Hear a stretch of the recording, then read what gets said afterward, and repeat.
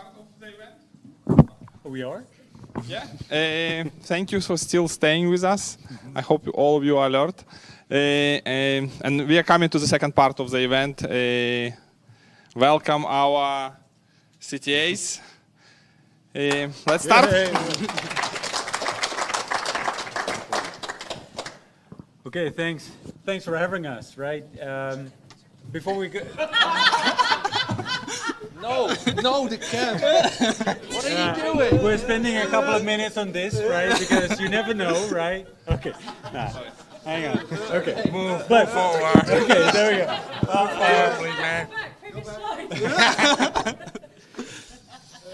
I'll be looking very serious, right? So we've never seen this before. So You haven't known. You Line by line, never right? read it before. Okay, there we go. Okay, cool. But a definite thank you, right? Thank you for having us. I guess on behalf of all of us, right? Happy to be here, sharing our stories around CTA, but definitely also getting your questions and getting engaged with you guys, right? I guess that's really the point. We from Salesforce think CTA is very valuable, and we also want to encourage everyone that wants to go for it, right? So that's why we are here, and thank you for inviting us. Happy to be here. Little introduction, but we'll start with this person here. Sorry, we don't have you in the slide, No right? worries. But maybe a nice way of introducing Eugenio would be to actually, no, that's not him, that's not him. Ah, spoiler. There we go. So to show you what it does to people when they hear that they actually passed the CTA exam, here's a short video.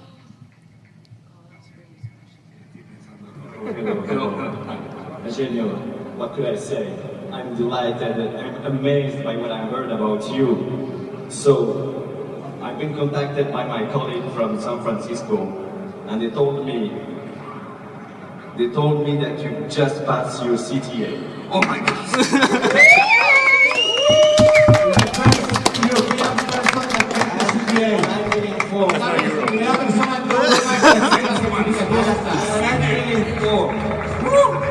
I'm being told that this guy is a great, is a fantastic, is an authentic member of the Ohana. This gentleman. Give him a round of applause.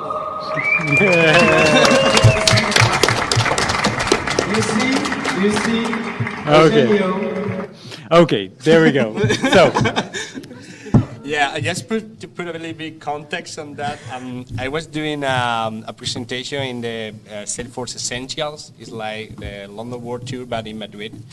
And it was in the room about, I don't know, 500 people to 400. It was a lot of people there.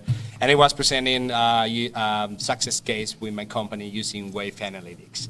And Arsenio Otero is the COO for Salesforce. They stopped me in the middle of the presentation, and just in the moment I was to start to do a live demo for the solution.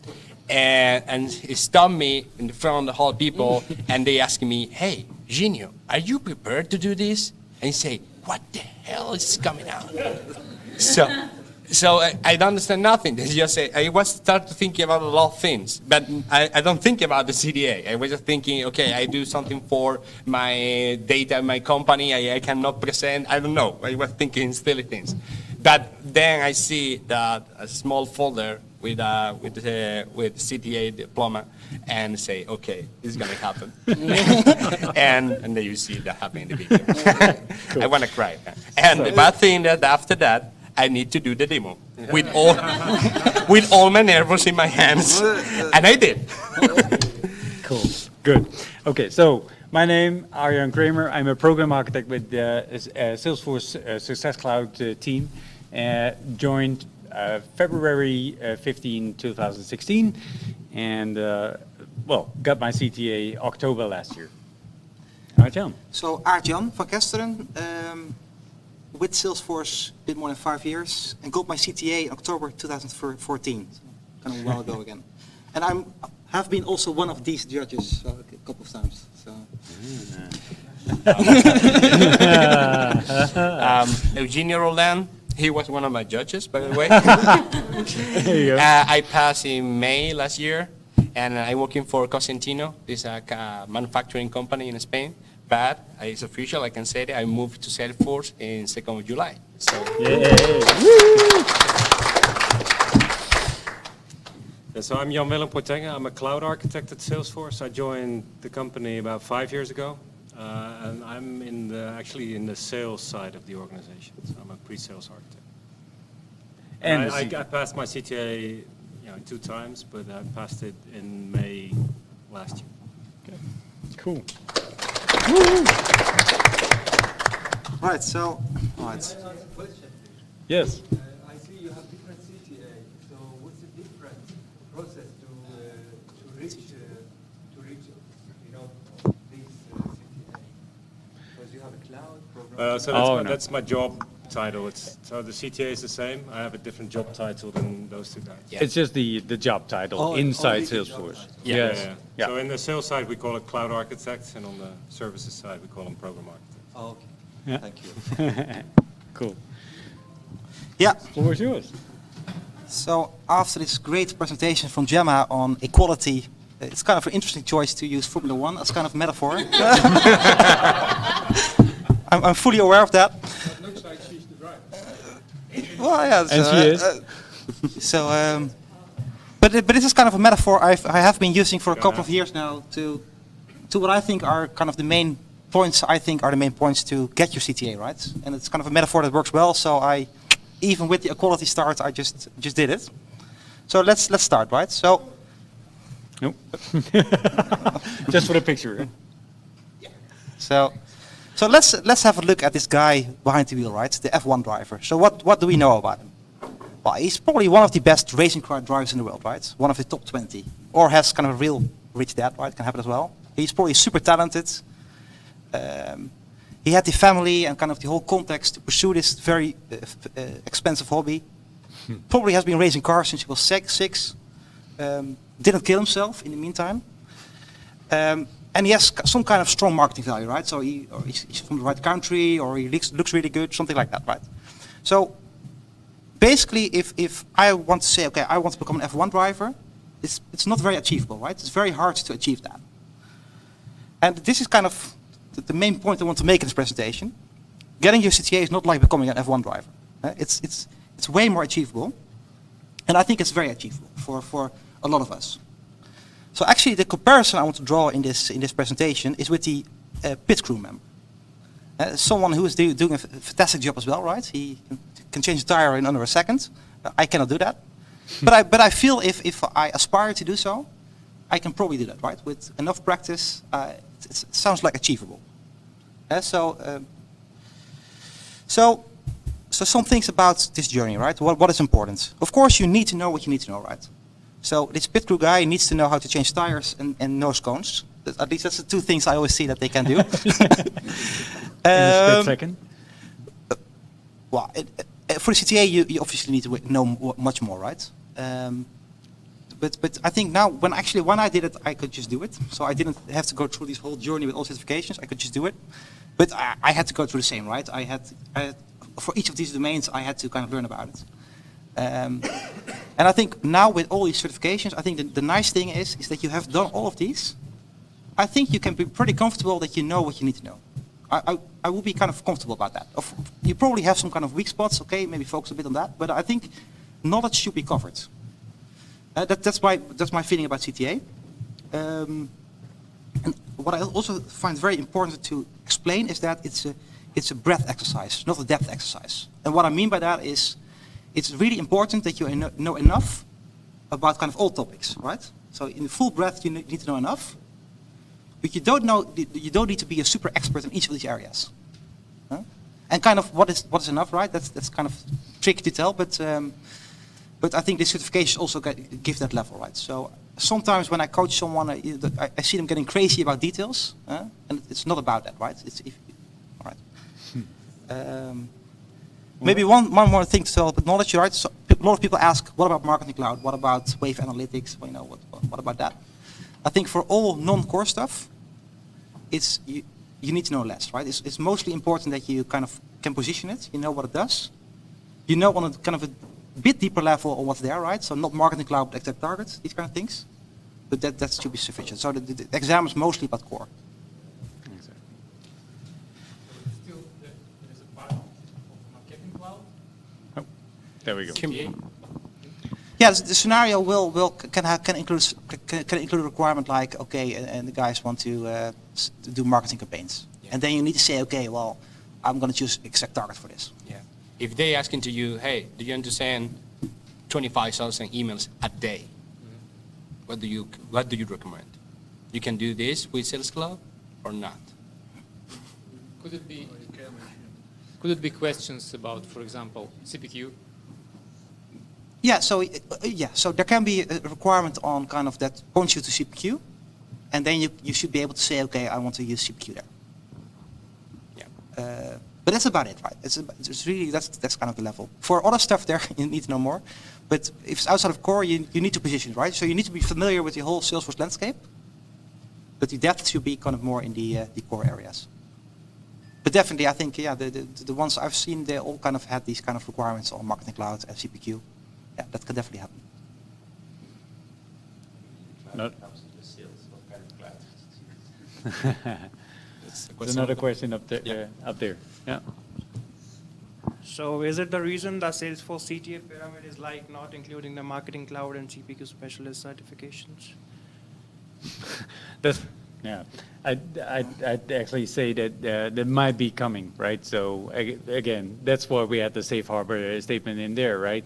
So our platform is our platform So we're is covered. we're covered. We are good. You can expect, right, that thing like that happens. That eventually the CTA will expand, right, in those areas as well. But then again, how much can you handle in 2.5 hours? Or 2 hours, right? Yep. Yep. All Back right. to your story, right? All right, back to my story. So for me, so now that we have kind of knowledge out of the way, right? Because, for me, it's all about time management. I think that's the trickiest part of the CTA because you have so little time. It's kind of really stressful. I think we as Dutch people get to cheat a bit because, well, at least I feel so, because every non-English speaker gets half an hour extra, which was very useful. The same life. But really, kind of, I think you have 2 hours or 2.5 hours to go through 6-7 pages of small font, lot of requirements. You need to kind of prepare a full solution with kind of data model, system landscape, SSO integration, dev lifecycle, all these areas, right? So not a lot to prepare. And just doing that is just, I think for me it's the hardest part, right? I do know the first time I did this, so we have some practice scenarios, we have some short ones, and I did 2 of those. I thought, oh, well, actually I can do this, okay, I'm comfortable. And then I got the first long one, and I kind of choked. I said, what's this, right? What's this? Because it's so much, right? And so you really need to kind of practice that, right? So I think we at Salesforce are very lucky that we have really good practice scenarios, but I think also externally now they exist. Yeah. And I think a lot of partners have CTAs right now, so that's getting better. And that's key. I think without that, it's really hard to pass this. Because you need to go through this exercise, right? After having done 7 or 8 of these scenarios, you kind of get comfortable and you can do it. Right, Gemma? So, actually, we're going to be writing some more as well, because there's just not enough out there.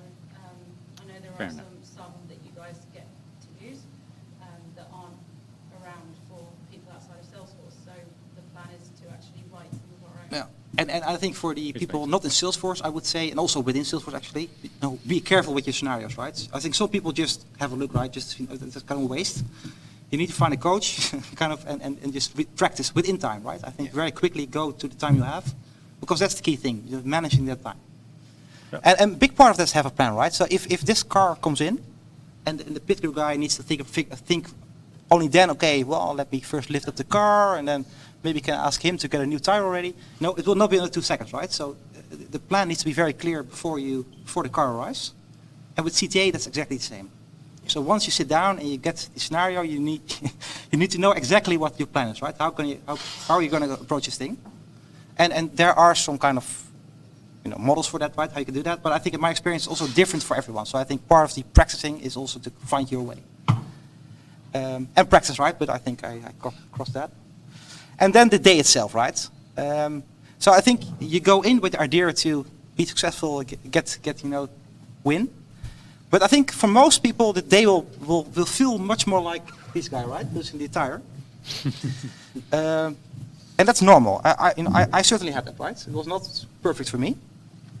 And that's how it's designed, right? The thing is designed to find your limit, right? There's basically too much to do properly. So you will make errors, right? And I think be aware of that, that will happen. And I think it's also kind of testing it, right? And then seeing if you can correct that during Q&A, these kind of things, right? It's really important. So if something goes wrong, and something will go wrong, don't go crazy. It's just normal. But don't. Some people kind of just cannot handle that mentally, right? And they go kind of downhill from there. Well, don't do that, right? And I think the best day to start the day is then just have fun, right? At least I did that, right? It's kind of a scary day, but it's also very interesting, right? Because it's kind of this very cool challenge on can you do it?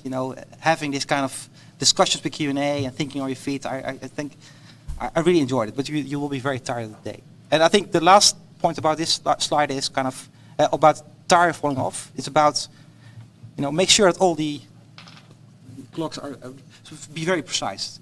Every requirement in this scenario needs to be addressed. I think that's one of the most important things, right? So be very precise. I think that's what I have. Cool. Yeah, so Gemma already explained a bit more about her trail, right? To get to where you are now, right? And getting ready for a CTA. So what I did, I plotted together my trail, and I guess it's also a cue, I guess, for others to talk a bit about it, right? So yeah, maybe a bit more about it. So starts here, 15th of February 2016. Joining as a program architect with Salesforce. The third week, or was it second week, it was going to San Francisco for the boot camp, which is something we get to do, all of us, right? And then heads down in getting certified, right? So first 5 base certs that's how it's talked about inside Salesforce, right?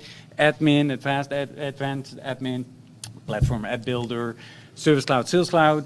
You need to nail those, and then you're off, and you're ready to get started on the real stuff for program architects, at least. So I finished those by the 1st of April, and no, it's not a joke. I did Service Cloud on that day.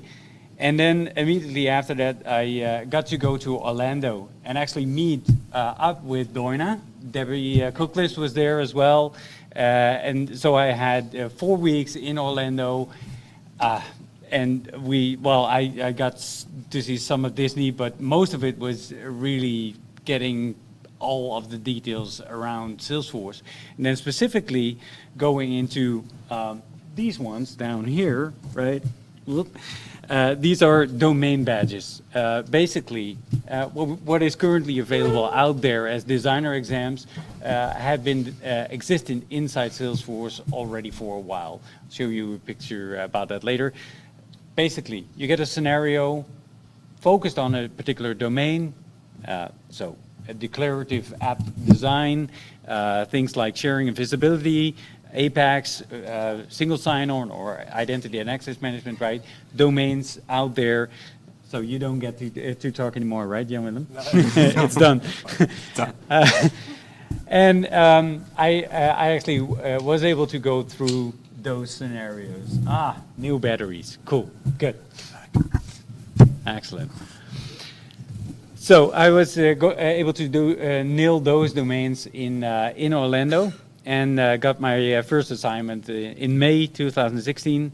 I spent the time slacking, so I didn't do anything certification related or anything like that, but got back to it in September and finished all of them before the end of 2016, or at least tried.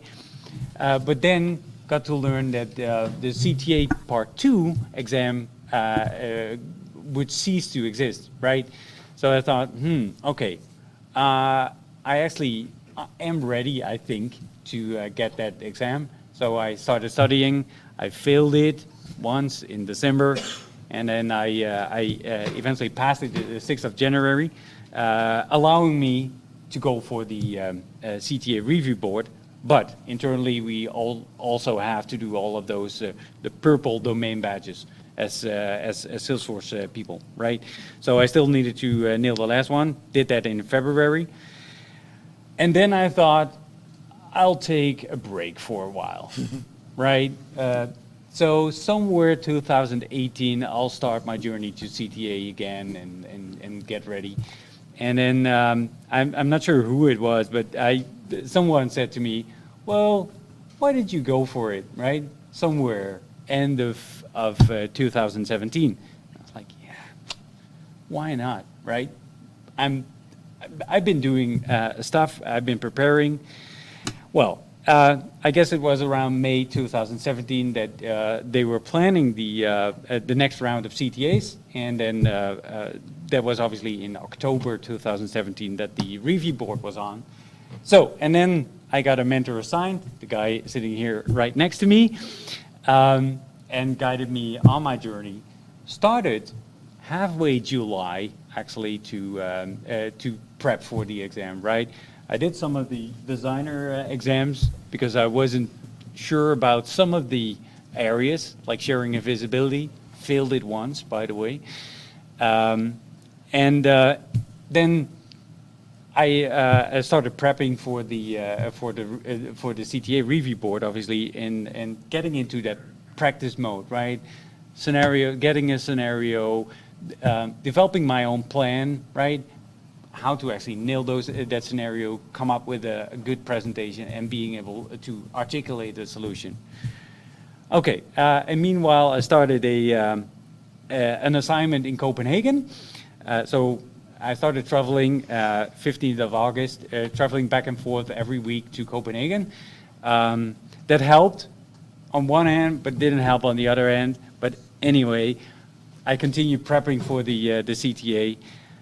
Going to Paris, the 12th of October, and basically, well, I was ill at the beginning of that week, so I had been pushing my body. That was the signal, right? So I was totally down for a couple of days. Monday, Tuesday, recovered more or less the Wednesday, traveled to Paris for the review board on the Wednesday, and then Thursday morning, 7:30, the show started. And one thing I remember this guy saying to me, okay, whatever you do, right, think it needs to be fun, right? I actually thought, well, yeah, 7:30, Paris, I have been sick for the last couple of days. Yeah, what the heck? What is there to lose, right? I'll just go for it and have fun. So I did a presentation, and it took 1.5 weeks, I believe, before I heard the result, which is very fast, right? Because you just 3 days. Oh, 3 days for you? No, that's next day. Yeah, you knew it the next day. The Cool. next day. Okay. It can take a while, but we're squeezing what's it. a Right? retake? So retake is faster. Ah, there we go. Charlie, Yeah. my Yeah. colleague, she took one last month and it took her about a week to get her results. Right. Yeah. Normally it's a week. I think Well, the results are announced all kind of after the board. Yeah. That's the idea. Because it was after everyone had finished, so it was a whole week. Yeah. So Exactly. if you're one of the first, you have to wait a while. Yeah. But it felt like ages, right? 1.5 weeks. You're like in this twilight zone. I can still remember walking out of the Paris office, right? Walking aside the Seine, the river, right? I was like, oh my God, why didn't I? Did I really say, right? And I actually felt, okay, there's a river. Maybe I should just. But I can still remember this guy actually phoning me up. Did you see the cheddar post? I was like, what cheddar post? You passed it.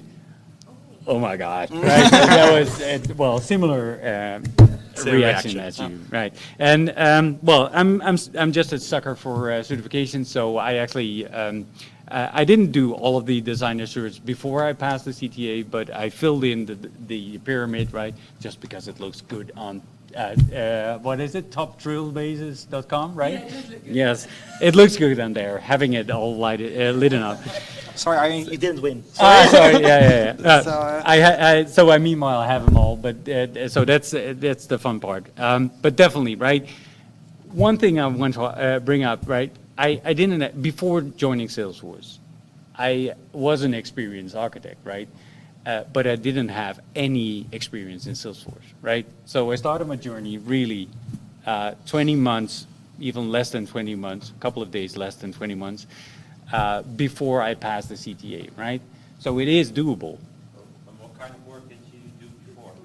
I spent almost my entire career being a consultant and architect for Capgemini, right? So yes, I've been active in CRM all of that time, doing many different flavors, Siebel, Epiphany, Clarify, but hadn't touched Salesforce, right? So, but it's easier to relate, I guess. It helps, yeah.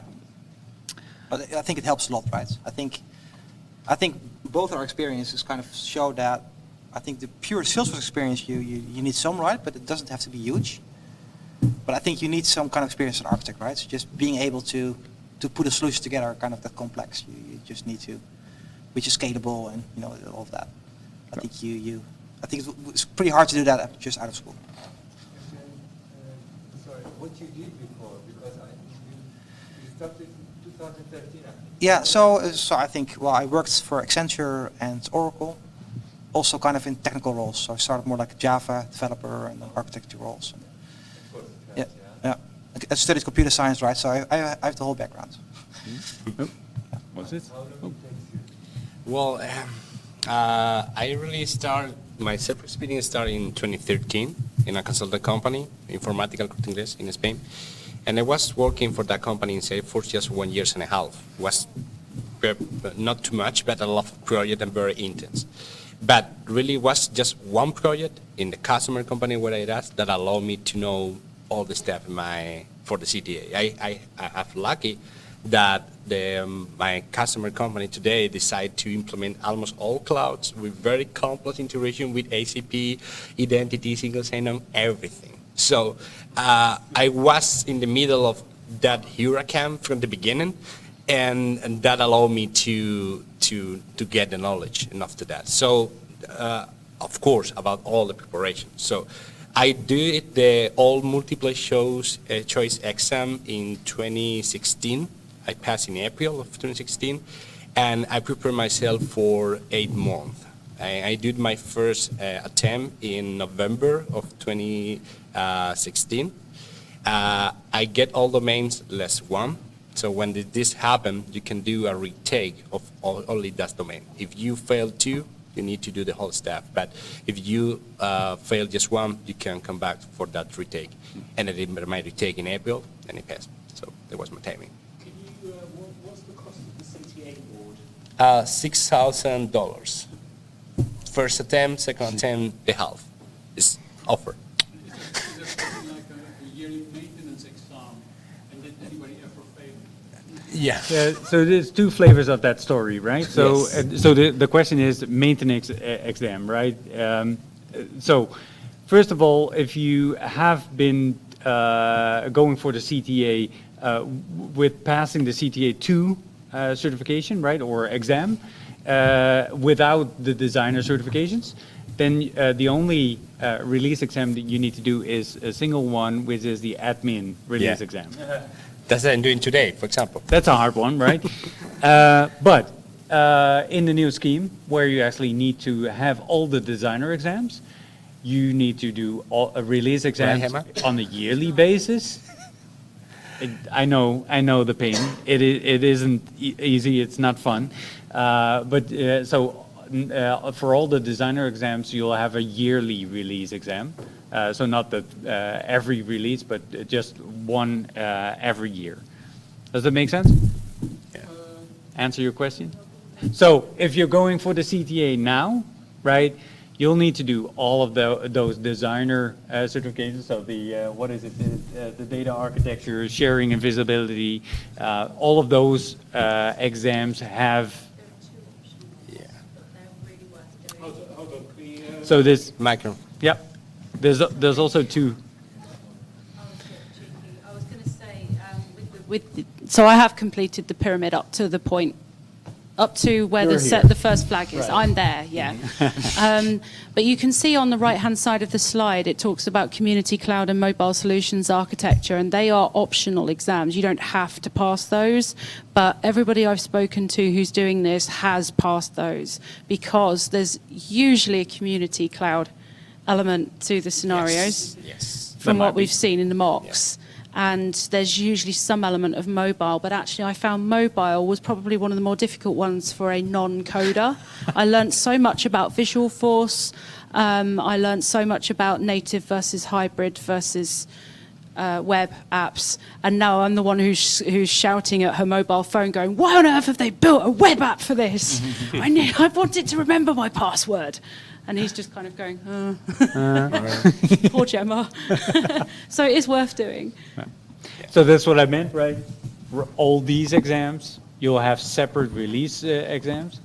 And then the ones that have designer in the name, they have a single release and exam each year.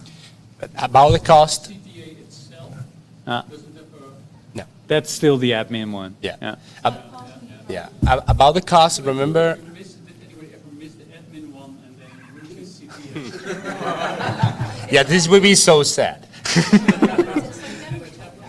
Yeah. Yeah. Yeah. So did anyone ever not pass his release exam and actually by that had his CTA expired, right? That was your question. And then Gemma actually said, okay, it happened once or twice probably, right? So, To people. Deborah is the program lead. Yeah. I'm sorry. Yeah. So Deborah, who's the program lead for architecture at Salesforce, was telling me that people's CTAs have expired for a myriad of different reasons, Yeah. ranging from they've not maintained it, or they've left Salesforce as a career, or they've simply unfortunately passed away. Yeah. So that does actually happen sometimes. Yeah. So one thing to say about the cost, remember that, I think that was last year, and the Salesforce certification release exams, you only pay 3 and then 3. Okay, so even if you have 9, you only pay 3. And even, you know that now in the summer 18, several certification moved to Trailhead in order to pass the release management. And Safe Harbor slide, probably next year, all of them will be there. Yeah. So we see, I'm free. For You're getting the hang already of the Safe Harbor slide. I get that. yes, Yeah. I got that. Cool. Can I just confirm? Am I correct in thinking that all the release for the basic certifications is now free once you've actually certified? Or am I hallucinating? Did I read that somewhere? Sure. Some of them start from summer and then I believe the rest from January. Yeah, Yes. maybe. Yeah. So there's big changes in terms of maintaining your certifications. Once you've got the certification, certainly for the basic levels, they're becoming free to maintain. So Salesforce aren't treating this as a cash cow. They're saying we're desperate for people to come into the system. We want to remove the blocks. We want to encourage people to come in. And I can't imagine once they've removed these blocks that they're ever going to put it back. So it's really good news. Does it actually mean for the trailhead content? Yeah, so this means that you won't be taking the Web Obsessor exam going forward. You'll be taking trailheads to maintain your certifications, and gradually over time, with the forward-looking statement, all the exams are going down this route, and all of them seem to be going for the fee-free option. That's the expectation, I guess. So, To maintain it, not to get it the first time. Exactly. Maintain it. Yeah.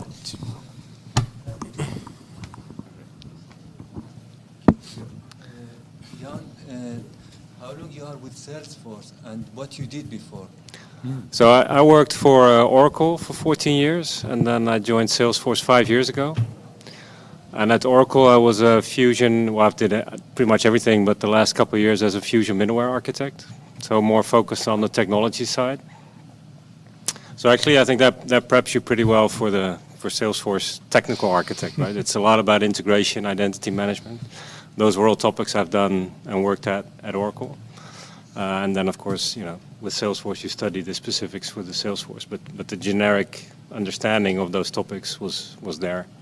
And I've done some of these programs at Oracle as well, so I was prepared. But it still takes, quite some time. And to the point of hands-on experience, with the PA badges, one of the things that I did consistently is, practice, right? So if you do an integration scenario or an identity management scenario, set up one developer org as an identity provider, the other one as a service provider, try an integration with Google, or try, just build stuff, right? That helps to make it more tangible than just studying the stuff.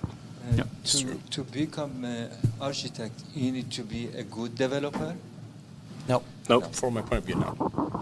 You won't get any questions on how do you program that, or you kind of need to know, okay, this needs a controller and Visual Force and maybe kind of standard set controller, right? So you kind of that level you need to have, but you don't need to show code or answer. No. So it's not a development exam.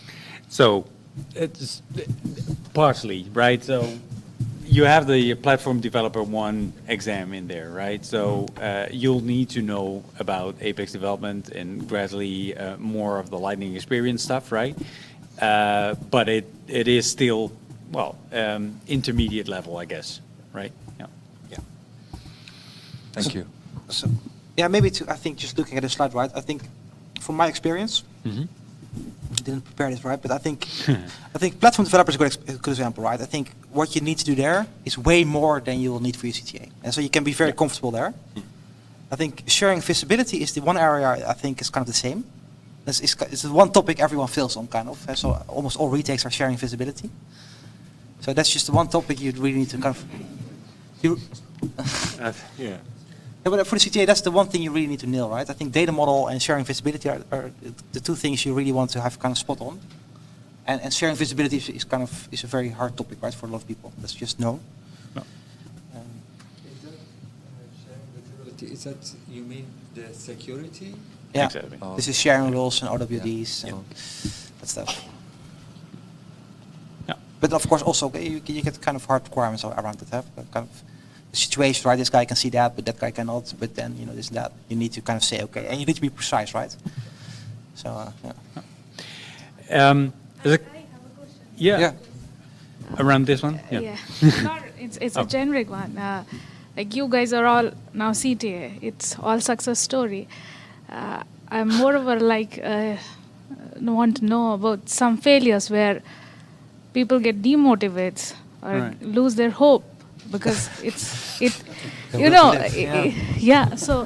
So how to tackle in that kind of situation? Because maybe someone is a good architect but not able to finish in the time.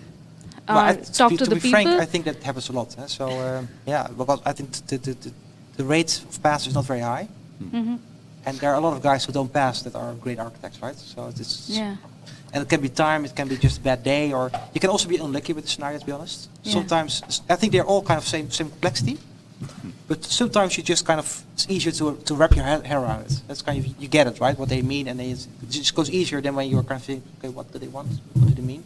But anyway, so that. I don't know if we all succeeded, right? So So first of all, like I mentioned, right? I was doing the sharing and visibility designer exam. I failed it once, just because it is a nasty topic. Let's put it that way, right? So luckily, that got me into so I need to look at a couple of areas there, right? So it gave me some feedback on how. Where I was doing well and where I need to brush up before going to the CTA. So you shouldn't be, how do you say that, be held back just because of something that isn't working out, right? It is achievable. I guess that's what we're saying, right? Even if you don't pass the CTA in the first time, eventually it is achievable to get it. it's hard to become a Formula One driver, but to become one of the pit crew, yes, you need to be a heck of a how do you call it? Mechanism or Mechanic. Mechanic. Yes, heck of a mechanic. But definitely, you're able to do it, right? It's trainable. You need to have the plan, but also have the practice.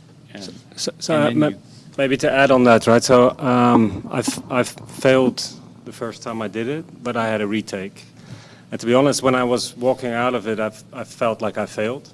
And I made up my mind that that was it, right? I wasn't going to go for another retake. And the reason is that it's also the learning experience, right? So the reason I'm doing all these certifications and the training and the partial things is to learn about Salesforce, right? So at some point after all that training, I felt like, okay, I pretty much know my stuff. I can do this. I may have failed, but I'm okay. So I was lucky that I just had a retake, which is a partial one. So I only had to basically complete the sharing. But to be honest, I wasn't sure that I was going to do another one. No, but I think, And because it takes a lot of time, and at some point you feel that you're there. But I'm happy that I did, right? So I'm happy I continued.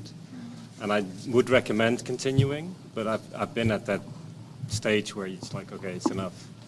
And yeah, it's up to you. It would be interesting to see kind of numbers here, right? But I know when I did it, I also kind of thought I failed, right? I think we all did. Yes. So you kind of ask yourself, okay, what do I do now? And I think I was going to do it. I was kind of determined to get this thing, but it was kind of, because the journey is pretty hard, right?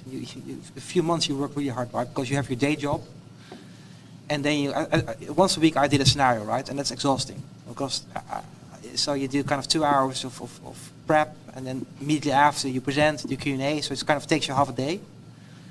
And after that you're exhausted, right? But then still you're expected to do your day job. So it's kind of a tough period, right? Which I found enjoyable as well, but to do it over again, I think it would yeah. So I can imagine a lot of people kind of not doing that, to be honest. Yeah.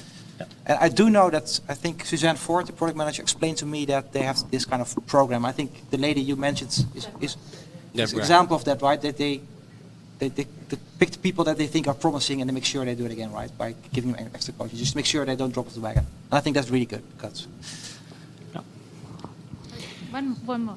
Yeah. So this is about the failure. I wanted to ask you guys, apart from your personal development and personal learning, what other benefits you see to become a CTA? Not one which is having a title, the one who is just doing the job but maybe not that knowledgeable but don't have title. So in an industry or anywhere, what kind of difference you see? Recognition, credibility. You part of the lead, as you say. Mm-hmm. Oh, well, not yet. We'll see soon.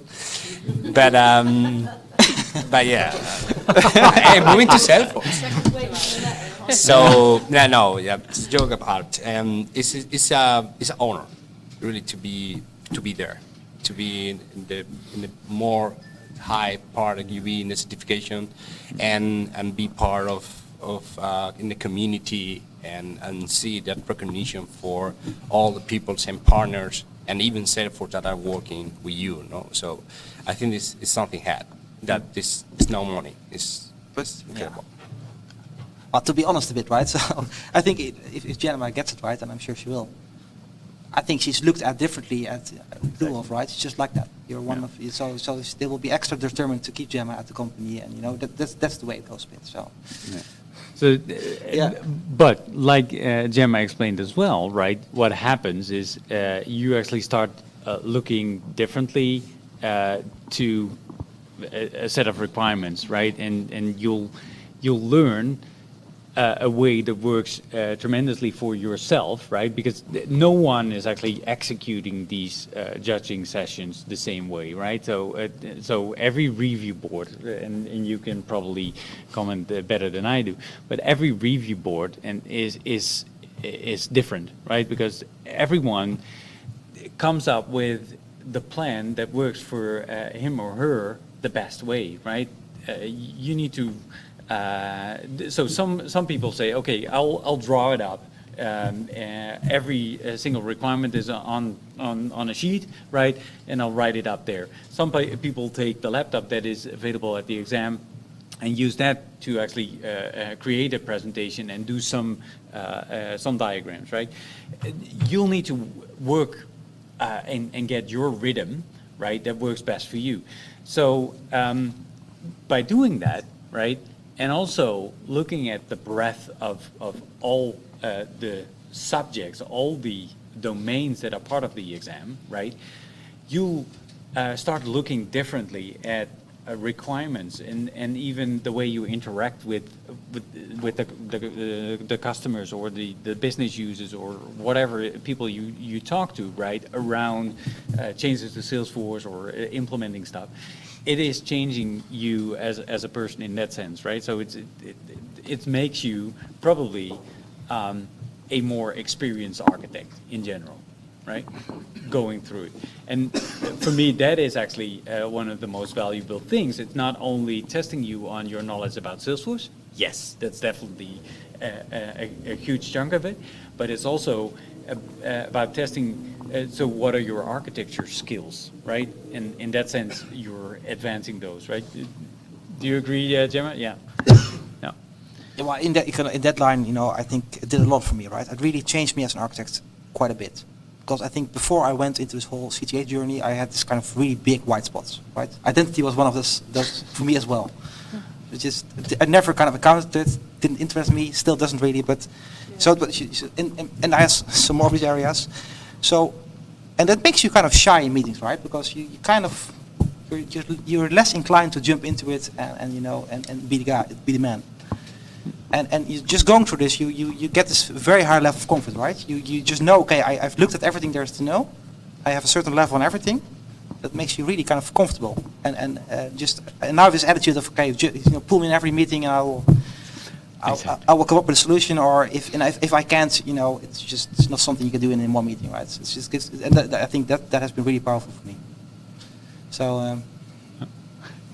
Yeah, so basically what it does to you as well is, I guess you could get more comfortable how crazy the situation it is, right? So I guess having been for a judge, a group of 3 people after 2.5 hours going through a set of requirements and then presenting to them, and then so you have 2.5 hours if you're non-native English speaker, right? But you get an extra 15 minutes to your Q&A, which can be a benefit, but can be, well, it's not a benefit. It's a benefit. It is a benefit, right? Indeed. But that experience in itself, right? Or basically, well, every next situation you'll get into, you're like, oh yeah, okay, I did that. Well, you're feeling like superpowers. More or less, right? I can fix it without touching the keyboard. Fix it. There we go. One last, sorry. Actually, now we have Classic and Lightning, and our solutions. Actually, if I have personally seen it, some of solution which I recommend in Classic is either already present in Lightning or easily doable in Lightning. So if somebody is taking CTA now or in another 4 or 5 years, when they are doing that exam, what they should consider, Classic or Lightning? Wow. So I think now, I mean, if people start presenting Visual Force, I'd ask them why. Yeah. And why not Lightning? So I would judge people, using Lightning. Okay. Yeah. But I think now you can still get away with Visual Force. No, sure. I mean, like with any question, if you have a good reason and a good why, and you can explain why you chose that. But if it's like, oh, I don't know, and if you just change, oh no, but yeah, Lightning, and then go back and forth, right? That's kind of the thing you shouldn't do. It just felt good. You can reskin Visual Force as Lightning anyway. Yeah, so you have to explain it well. Yeah. But if it's just Visual Force because that's what you automatically say without considering Lightning, then that's not a good answer. So this brings me to kind of something else I want to say.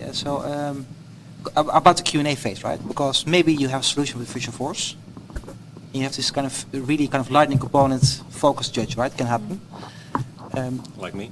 So and you know it can happen, and you will kind of really ask good questions about, right, and explain. And what if the customer makes you do lightning? How we do it? And so you need to be able to change your solution during the Q&A. That's really important, because sometimes, you know, a judge wants to know something else, right? You know, Visualforce fine, but now let's do lightning components. And I think what you don't want to do in the board is always stick what you have in your presentation. Sometimes you need to be flexible. But then you have to be careful, because you could change one thing and then that has an effect on your data. Destroy model the rest. You're sharing. Yeah. I did that in one of my mocks. Yeah. I changed my data model and it screwed up everything else. Yeah, you're going down. Yeah. I Well, meant to just laugh at it. So you don't have to know. So it's not about the latest release, newest functionality, right? Yeah. But like bigger trends, like Lightning, platform events is a bit dubious, right? But that's getting there. So like with every new exam and board, I think at some point platform events will be more common scenario. Yeah. Well, no, I mean it's because it's still relatively new, right? I mean there's still other solutions that are more not necessarily have a longer standing, right? So Like a golden rule, you need to use all GA functionality. Yeah. Always. For sure. Okay. No propose pilots, betas, something that I heard that happened to Dreamforce. So no. So yes, try to keep in the GA. In case a solution we are proposing and we have an app exchange too, can I just say app exchange? yeah. Yeah, so the question is, I'll repeat it because otherwise people don't. So the question is, if there's an app exchange solution, right, that does fill the gap, right? So can I propose that? Yeah, go ahead. Yeah. Oh, Jan Willem, can I say something about the app exchange, or? Yep. Because you know, Go. very often, right, they will ask about e-signatures, for instance, e-signing, and then the answer is always kind of okay, app exchange, right? But then, if you want to choose app exchange, which is fine, you need to be able to name an app. Mm-hmm. Because, you know, I've seen candidates that say, okay, well, this part, you know, CPQ, I'm a bit fuzzy about. You know, we're going to do this app exchange. There's probably something out there that will help us. Okay, this kind of thing, and that. So you want to be very kind of with everything with this thing. You want to be specific, right? You need to really kind of see the solution. No, but if I know exactly, I mean, Yeah. I know it fits. Right. Oh, you don't even know. Yeah. Yeah. For this e-signatures example, you know, you want to know, okay, that's DocuSign, right? And that's good enough, to be honest. You're not expected to know exactly how that app works, but you need to know that you need to pick an app. Right. And it's always kind of document generation and e-signatures that are kind of what you see a lot. AJ, correct? Sure. I know you work in Salesforce. What exactly you do there as an architect? That's a tricky. What do you do actually? No, but it's that's a good question, right? So we two are program architects, which mean we are in the advisory space. Yeah, so it means that we, you know, kind of more senior level, we advise executives and enterprise architects on best way to do Salesforce, right? And we work with SIs. So I think I had the benefit, and I don't think you had, but my first 2 or 3 years were more like a technical architect. So I did project delivery. My first 2 months. Where is the technical? And I think that's, at the end of the day, that's the best way to learn it, right? So I actually did some kind of really cool projects with Salesforce before I went into more advisory. What if you, sorry, maybe I go too much in detail. What if you make a mistake? Is there someone above you to correct you? In my daily job, you mean? Yeah. Him? He doesn't make mistakes. Never happened. No. What do you mean? There's no one. No, there's no one checking my work. No. What about you? Sorry. Maybe I went too. Can I share something with you that we do at Visual? Yeah. That helps. And this might help because my director of architecture is ex-Salesforce and a CTA as well, and he's brought a lot of that into our environment at Blue Wolf. On one side, for the job interviews, everyone has to do a mini scenario, which is quite funny, and then the other side of it is we have a design review board scenario. So at the end of every design and analysis and design phase for every single project that we do at Blue Wolf, you have to prepare a presentation to a board of your peers. So if you are the solution architect or the technical architect, you work together, you present your solution to a board of your peers. They are billable, chargeable, and it's a way of sense checking that everybody's comfortable that all of the considerations and trade-offs have been taken into account, and it's a way of quality assurance for every solution. So even if a CTA is on that, happens to be the SA for that particular project, they will still have to present to a board of their peers. Oh, that's really good. Yeah. I like that. No. And it's good. Yes, and similarly, I mean, I've sat on DRBs before, design review boards before, as a peer, to give feedback and to say, have you considered your data volumes? Have you considered your sharing model, etc. And I've also presented as well, Right. to try and justify the choices, the design choices that we've made.